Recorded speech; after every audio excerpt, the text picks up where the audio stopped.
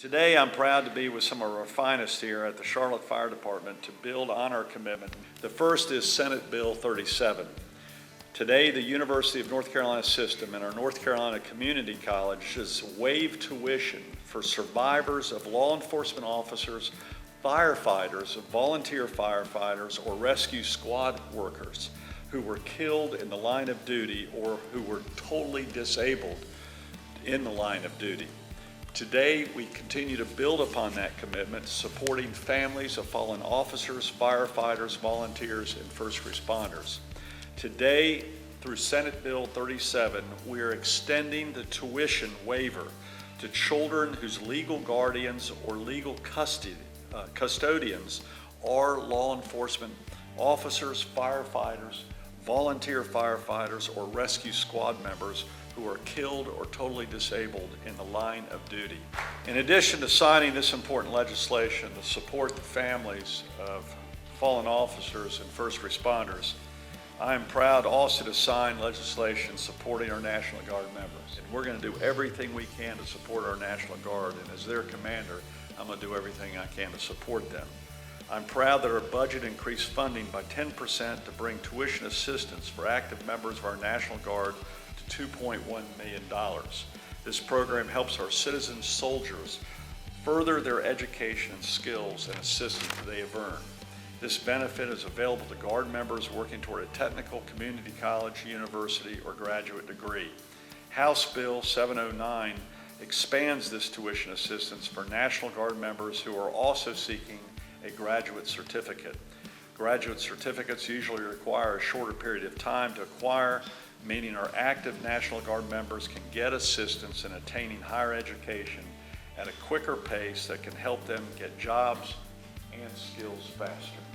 And they have a tough balance that is the National Guard, their jobs, their families, and as they want to pursue education, we want to make that as a viable choice for them, trying to balance all these responsibilities that they have. I'm also pleased to report in March on our bond referendum, which every person in North Carolina who's registered to vote will have a chance to vote on, that we're putting money in to help the National Guard facilities. Many of the National Guard facilities are in very, very poor working condition.